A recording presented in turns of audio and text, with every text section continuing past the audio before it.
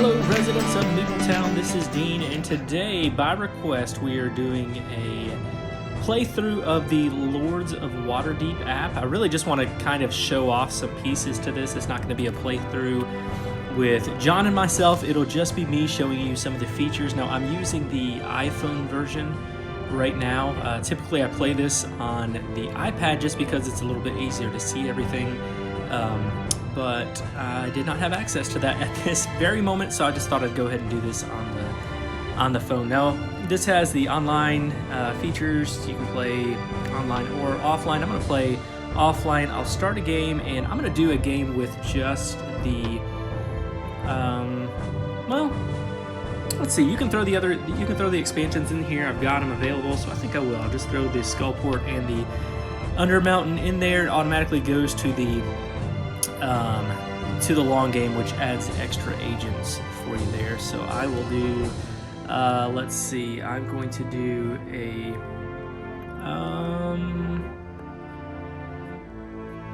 let's see, I will do a,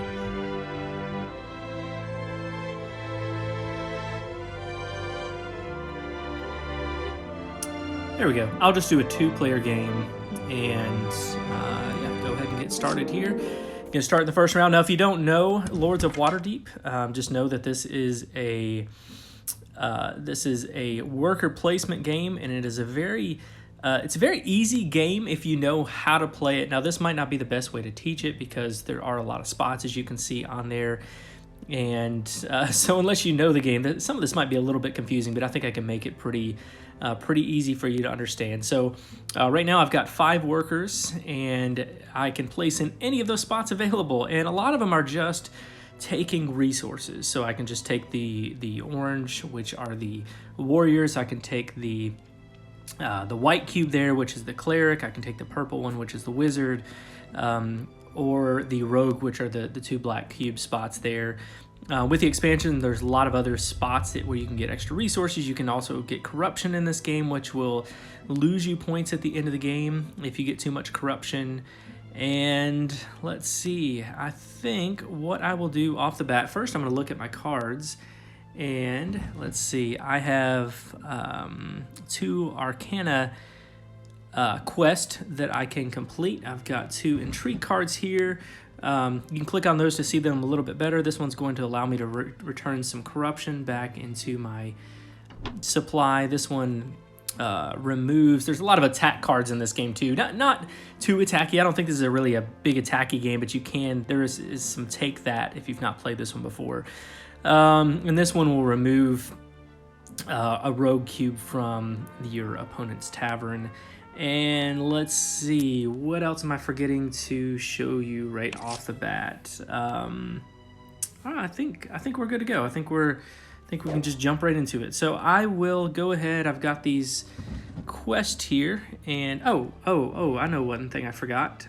That is to look at my Lord's card, which is going to tell me how I'm going to get bonus cards. So bonus points at the end of the game. So this one says at the end of the game, I score 4 bonus points for victory points for each Arcana quest and each Warfare quest that I completed. Now, I've already got 2 Arcana, which is really, really helpful because I already have a leg up. And Arcana uses a lot of the wizard tokens. And so what I'm going to do is go down here to the Builder's Hall. And what that's going to allow me to do is buy a building here. Now, there's only one that I can afford, but that's the one that I want more than any of the other ones. And that says you can spend 2 coins to get a white or a purple cube and do that twice. So I'm going to go ahead and build this one. And let's see. Again, it's going to cost me 4. And I have 4, so that's going to be, whoops. That's going to be all that I can build, pay the money, which wipes me out of every resource completely, but we've got that in play, and that's going to be really helpful. Now, the other thing is, if the other player places on that spot, then they will get, then I'll get 2 coins. It says the owner at the bottom will get the coins. Now, they gave me a mandatory quest, which is frustrating because that means I have to complete that one before I complete the other ones. That's going to allow me to, or I'm going to have to pay a cleric and a rogue to and 2 coins to complete that one. Well, I'm going to need coins anyway so that I can take the action. If I want to go to my building, I'm going to have to get coins to go there, so I will do that. And of course they did. They just gave me another mandatory quest. Well, it's really harsh of them. All right, well, that one I'll actually be able to complete right off the bat, so I'll show you how you can complete quests. Now, mandatory quests are super annoying, but you do get something for completing them, so it's not the end of the world. It's just more frustrating than anything. So I'm gonna get a cleric and a wizard, a white and a purple. And when I do that, I think, yeah, I can go ahead and complete this one mandatory quest, which rewards me with an intrigue card. So I'll go ahead and complete that one, get my card at random, which is good. That'll allow me to get some other resources from the supply, which is exactly what I need. I need to be able to complete that other mandatory quest. That was pretty not cool of that other player. So I think what I'm going to do is I'm going to go to Waterdeep Harbor, which is where you can go to play cards. There's also other spots with the expansion. The base game, the way you play cards is the Waterdeep Harbor, and then you will get that worker. All the workers that are there will be able to use again later at the end of the round. So I'm just going to place there, since the entry well is the other place where you can play a card. But that one is taken up right now anyway. So I think what I will do is I'm going to need Arcana, Wizards. I'm going to need Wizards. So I'm going to go ahead and play that one, take a Wizard token. And that will be my turn. Again, I'll get that worker back. So I'm going to go up and... What do I need for my mandatory quest? I forgot. So I need... that's not good. So I need a cleric and a rogue and 2 coins for that. So I think what I'll do is go ahead and get that cleric over here. Now, if you play a lot of Lords of Waterdeep, and I'm using the terminology for the characters that I'm using, that's not very common. Usually when you're playing the game, you're just using the color of those cubes that you're taking, as opposed to calling them clerics or warriors or wizards or whatever, but I always try to keep it thematic myself. So let's see. All right, so I think what I'll do is go down to the Hall of Mirrors, which I will take. Now I can take one of any resource, or I can take 2, the orange and black, and I think I'll do that so that I should be able to complete that mandatory quest, which again wipes me out of my resources and only gives me 2 points on that one. That one's actually really annoying because you don't get it costs a lot and you don't get a lot in return, because at the end of the game each cube is going to be worth a victory point, and then each every 2 coins is going to be worth a victory point. So had I had all those resources at the end of the game, that'd be worth 3 points. Yet when I turn them in for the mandatory quest, it only gives me 2. So not cool. But anyway, I do need some more money. So I think I'm going to go and take that spot for the 4 coins. And that'll be the end of my turn. You notice the turns are really fast. Let's see. What do I want to do now? I pretty much need everything. I need to have a cleric. I need 2 more. I think what I'll do is go here. So I'll pay my 2 coins and I will take one of each. So a white and a purple, cleric and a wizard. Oops. And when I do that, I'll be able to complete this quest, which is not a mandatory quest. It's actually a good quest now.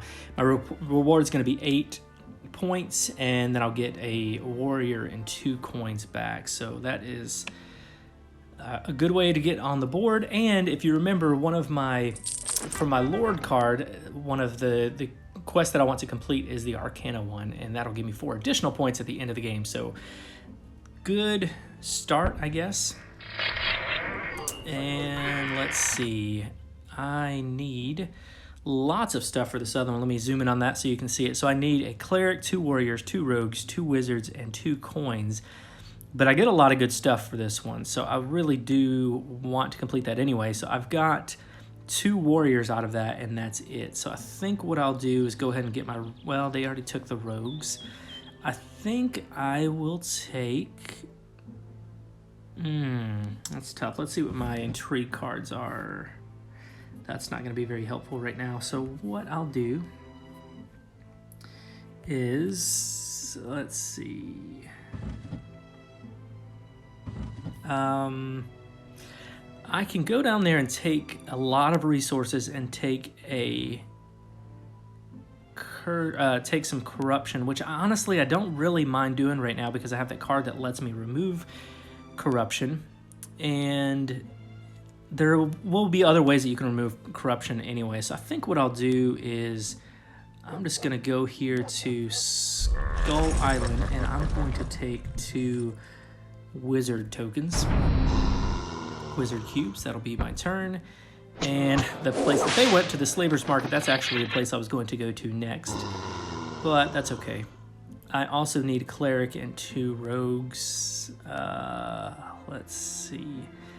I wouldn't mind having a couple intrigue cards too. That would be very helpful. So I think what I'm going to do is do that. I'm going to go down here, take 2 intrigue cards that might benefit me for getting things that I really need. Not exactly, but that's okay. They went to the Hall of Mirrors. I've got 1 more left, and do I want to use any of these intrigue cards? I can take 8 coins from the supply and a corruption. I don't really want to do that now. I've already got a corruption.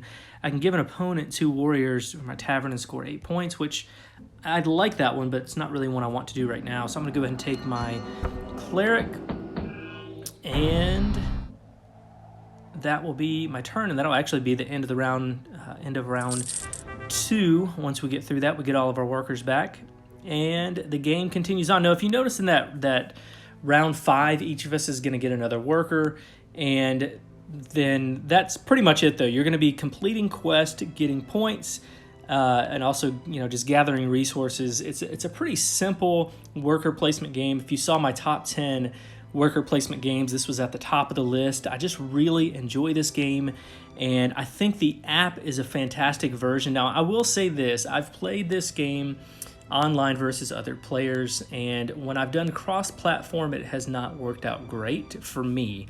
However, when I've played with other people with iOS, it has worked out well. So I encourage you to get this game, even if you just want to play it solo versus the AI, which is what I'm doing right now. I think it's worth it to pick up. If you don't know the game, it's pretty simple to learn. If you do know the game, it really is one of my favorite apps that I play. So anyway, check this out, and just want to encourage you to subscribe to our channel and hit the notification button to see when we have videos that are coming out. Also want to encourage you to check out our podcast. You can look up MeepleTown on iTunes, Stitcher, Google Play, anything like that. Also, you can get in touch with us through Twitter, Facebook, and Instagram at MeepleTown Games. You can also go to our website, MeepleTownGames.com. And also, finally, if you would like to connect with us on the Board Game Geek Guild, it's guild number 3407. We like to have some conversations on there, and it's just a better way to connect and get to know each other. So that's going to do it, and thanks for coming down to MeepleTown. Thanks for joining us, and be sure to follow us on Twitter at MeepleTown Games, and connect with us on the MeepleTown Guild, guild number 3407, at BoardGameGeek.com, and also subscribe to our podcast and YouTube channel. And until next time, thanks for coming down to MeepleTown.